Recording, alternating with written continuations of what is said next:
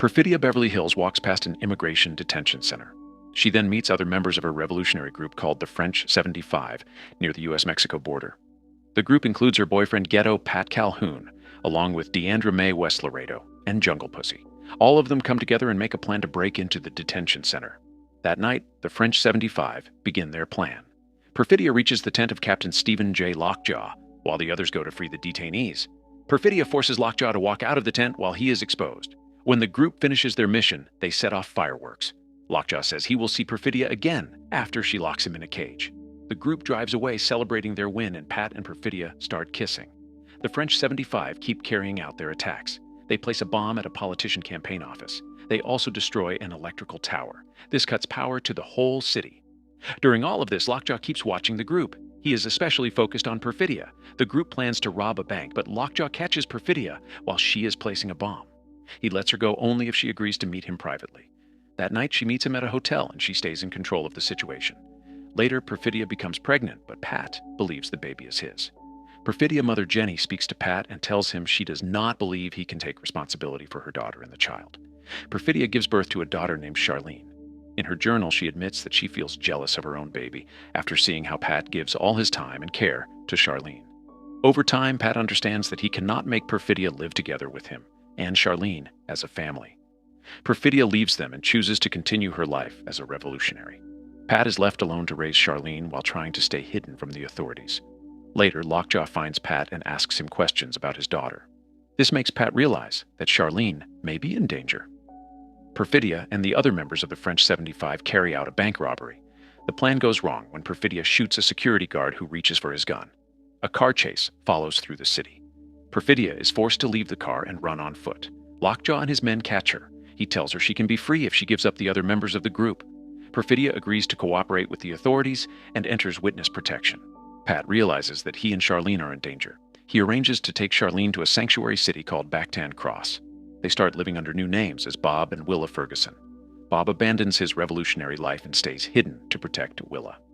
Perfidia enters witness protection. Mae Laredo and Jungle Pussy are later killed. When Lockjaw looks for Perfidia, she is already gone and has escaped to Mexico. 16 years later, Bob is raising Willa and has her train in martial arts with Sensei Sergio. Willa is unhappy because Bob has become an alcoholic and uses drugs. She feels she takes care of him more than he takes care of her. At the same time, Lockjaw is recruited by a secret white supremacist group called the Christmas Adventurers for his anti-immigration work. Their leader, Virgil Throckmorton, speaks with Lockjaw and praises his actions. He then asks if Lockjaw has ever been part of an interracial affair. Lockjaw lies and says no. After this, he understands that he needs to protect himself. Fearing that his past could be exposed, he decides to track down Bob and Willa. Lockjaw has Bob's former helper Howard Somerville, also called Billy Goat, arrested by an indigenous bounty hunter named Avanti Q. Howard is forced to reveal Bob and Willa real names and their location in Bactan Cross. Lockjaw wants to kill Bob and take Willa so he can hide proof of his past affair. Two boys see Howard being arrested and send out a warning signal. This alerts the remaining members of the French 75. Deandra reaches Willa's school dance before Lockjaw and his men can take her. Soon, Lockjaw and his group arrive at the school. They question Willa classmates and some of her friends. The friends refuse to share her phone number, even though Bob always told Willa not to have a phone. Bob is warned by an old associate about the danger, but years of drug use have damaged his memory, and he cannot remember the secret codes. Bob runs away from his home before Lockjaw men can reach him. Lockjaw tries to force him out with smoke, but Bob escapes through underground tunnels. Bob reaches a payphone and tries to call someone to find a meeting place where Willa is. When asked a simple question about the time, he cannot remember the answer. Because of this, he fails to convince the person on the line to give him the information he needs. Bob goes to Sergio Dojo to ask for help. He tries again to contact the person for the meeting place, but still fails. Bob then reaches a former ally named Talleyrand, who confirms Bob's identity. After this, the other contact finally gives Bob the rendezvous point. Sergio, who hides undocumented immigrants, warns them and tells them to run into the streets along with his other students. During the escape, Bob falls from a roof and is hit with a taser in an alley. At the same time, officers question Willa classmates. All of them refuse to share her phone number except one student. When the phone starts ringing, Deandra grabs it and throws Willa's phone out of the car window. Deandra takes Willa to the meeting place, which is a hidden convent run by revolutionary nuns. The nuns know Perfidia as a traitor at first. Over time, they begin to trust Willa and see that she is willing to help and work hard. Willa feels hurt when she learns the truth about her mother. She realizes that Perfidia betrayed her friends and was not the hero that Bob always said she was. The Christmas adventurers meet in a secret underground place. They invite a member named Tim Smith to join them. The group talks about a rumor that Lockjaw had an affair with a black woman and that a child was born from it. They see this as a betrayal of their beliefs. Because of this, Virgil orders Tim Smith to kill both Lockjaw and Willa. Bob is held at a hospital, but a nurse helps him escape and return to Sergio. While traveling to the meeting place, police notice Bob and Sergio because of open containers. Sergio drives faster and gives Bob a chance to jump from the moving car. Bob becomes scared and cannot jump, so Sergio pushes him out. Sergio is arrested while Bob escapes on foot. Bob then hotwires another car and drives toward the convent. Lockjaw and his men reach the convent first and attack it. He captures Willa and forces her to take a DNA test. The test confirms that Lockjaw is her real father. This truth deeply upsets Willa.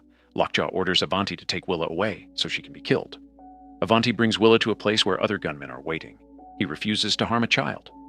Avanti kills the other gunman, but is then shot and dies. Willa takes Avanti's car and drives away. Lockjaw is seen on the road by Smith, who shoots him in the face and makes his car crash. Bob drives past the crash and feels afraid, but only finds Lockjaw lying there and looking dead. Willa sees that Smith is getting closer to her, and Bob also drives toward her location. Willa stops her car on top of a hill and hides behind a rock. Smith drives too fast and does not notice the car in time, so he crashes into the back. He gets out and walks toward Willa. She speaks some revolutionary codes to him, but he cannot answer them. Before he can reach her, Willa shoots him and kills him. Soon after, Bob arrives and finds Willa safe. Father and daughter reunite. Lockjaw is later shown to be alive, but his face is badly damaged. He returns to the Christmas adventurers and tells them a false story about what happened with Perfidia. The group pretends to support him and even gives him a new office. But this is a trap. They release gas into the room and kill him. His body is then thrown into a furnace. The Christmas adventurers erase Lockjaw to protect their own image and ideology. Bob and Willa return home together. Bob gives Willa a letter from Perfidia that is written to her as Charlene. Reading the letter helps Willa understand her mother's choices and make peace with them. Later, she hears news on the radio about a protest happening far away in Oakland. Willa says goodbye to Bob and leaves to join the protest. Bob watches her go, and this time, he is no longer afraid for her future.